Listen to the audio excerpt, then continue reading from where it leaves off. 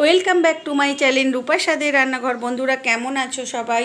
আজকে তো একটু মেঘলা মেঘলা ওয়েদার, তো কালকে বৃষ্টি হয়েছে, তো খুব সুন্দর একটা ওয়েদার, ঠান্ডা ঠান্ডা আবহাওয়া, গরমের মধ্যে খুব ভালো লাগছে। তো বন্ধুরা আপনাদের কেমন লাগছে তো কমেন্ট করে বলবেন। তো আজ গরম থেকে স্বস্তি পাওয়া গেছে।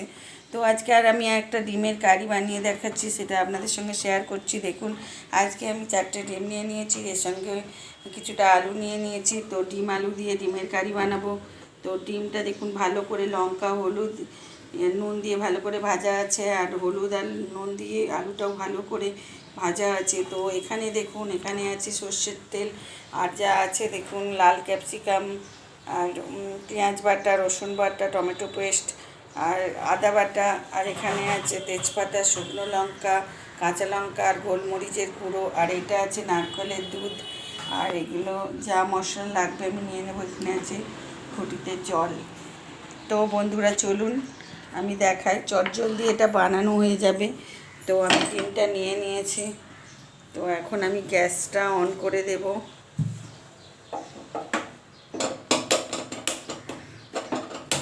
গ্যাসটা অন করে দিলাম।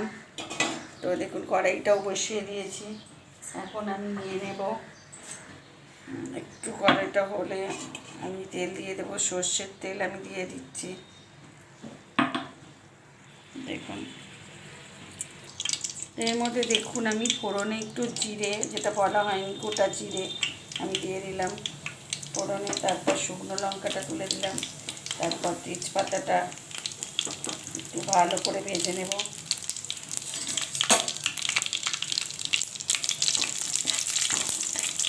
নারকেলের দুধ দিয়ে চিংড়ি মাছের মালাইকারি হয়, তাই নারকেলের দুধ দিয়ে আমি ডিমের কারি বানিয়ে দেখাচ্ছি, খুব দারুণ হয়। তো দেখুন আজকে আমি এইবার কাঁচা লঙ্কাটাও দিয়ে দিলাম।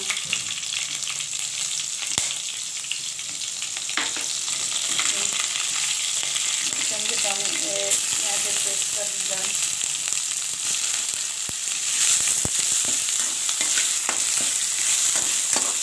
সব জলদি হয়ে যাবে এইভাবে বানালে, বেশিক্ষণ টাইম লাগবে না। তো দেখুন এরপরে আমি ক্যাপসিকামটাও দিয়ে দিচ্ছি, লাল ক্যাপসিকাম। এখন আমি একটু দুধটা বাড়িয়ে দিচ্ছি। এটা ভালো করে কষাতে হবে। এরপর আমি টমেটো পেস্টটা দিয়ে দিলাম।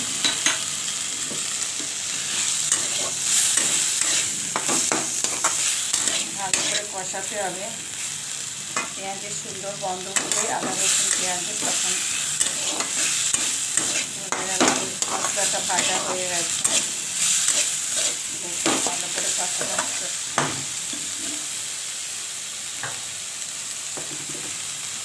তো এর সঙ্গে আমি দিয়ে দেবো পরিমাণ মতো হলুদ, পরিমাণ মতো নুন,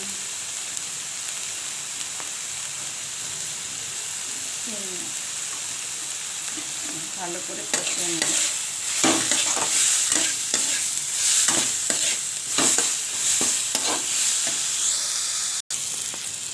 যেহেতু ভালো করে কষাতে হবে, তো এটা একটা জিনিস লক্ষ্য করবেন যে আমি এটা এক ফোঁটা বড়ো লঙ্কা ইউজ করবো না। এটা যা শুকনো লঙ্কা, কাঁচা লঙ্কা দিয়ে আর গোলমরিচের গুঁড়ো দিয়েই হবে। তো এবার আমি ডিম আর আলুটা একসঙ্গে দিয়ে দিচ্ছি। এই মশলাটার সঙ্গে আমি কষিয়ে নেব।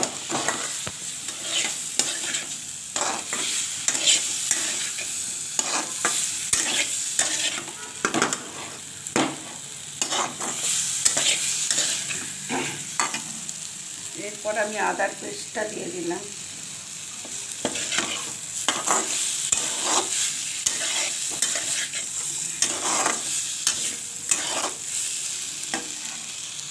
কিন্তু গ্রেভি গ্রেভি ভালো হবে, তো আমি একটুখানি জল দিয়ে দিচ্ছি। এক ঘটি জল দিলাম। নামানোর সময় গরম মশলা দিয়ে নামিয়ে নেব। ফুটে গেলে দুধটা দেব, নারকেলের দুধ। দেখুন বন্ধুরা আমার ডিমের কারিটা ফুটে এসেছে আলু আর ডিম দিয়ে। এখন আমি এই দুধটা দিয়ে দেবো, নারকেলের দুধটা। দেখুন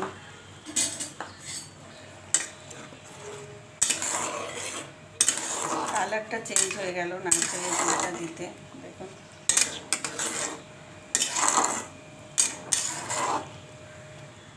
কালার চেঞ্জ। তো ওই দুধটা দিলে আর একটু আমার নুন লাগবে, আমি একটু দিয়ে দিলাম। দেখেছেন এটা শুকনো লঙ্কা, বেশিরভাগই কাঁচা লঙ্কা, শুকনো লঙ্কা ফোড়ন দিয়ে, কোনো গুঁড়ো লঙ্কা আমি ব্যবহারই করিনি। দেখুন বন্ধুরা, এটা নারকেলের দুধ দিয়ে ভালো করে ফুটে গেলে আর বেশিক্ষণ ফোটাবো না, এবার নামিয়ে নেব। এরপর আমি আরেকটা জিনিস দেব, গোলমরিচের গুঁড়ো। এই কারিটা কিন্তু ভীষণ উপকারী একটা কারি, যেটা কোনো ক্ষতি করবে না। গুঁড়ো লঙ্কা খেলে তো গরমে প্রচণ্ড ক্ষতি হয়, শরীর ভালো থাকে না। তো এইভাবে করে একবার দেখবেন, নারকেলের দুধও শরীরের পক্ষে ঠান্ডা করে। তাই বলছি এই কারিটা একবার বানিয়ে দেখবেন বন্ধুরা, প্লিজ বানিয়ে বলবেন। আমি সত্যি কথাই বলছিলাম, এত দারুণ সুস্বাদু খেতে হবে। তো একবার বানিয়ে দেখবেন। নতুন নতুন করে ডিম রান্না করলে ভালো লাগে, বাচ্চারাও খেতে ভালোবাসে। তো আজকে আমি একটু এইভাবে বানালাম। আলুটা ছাড়াও বানানো যায়, যাদের সুগার আছে, ভাবছেন যে আলু দেবো না, তো তারা দিতে পারেন, কিন্তু আমাদেরও আছে, তাও একটুখানি আলু দিলাম, ভালো লাগে আরও। দেখুন ফুটে গেছে। তো এরপরে আরও একটা জিনিস দেবো, সানরাইসের গরম মশলা। দেখুন এটা আরও স্বাদটা বাড়িয়ে দেবে, একটু দিয়ে দিলাম। কত সুন্দর দেখতে হয়েছে, আর খেতে তো দারুণ হয় এইটা। তো এবার আমি একটুখানি ফুটে গেলেই নামিয়ে নেব, যেহেতু গরম মশলাটা দিয়েছি।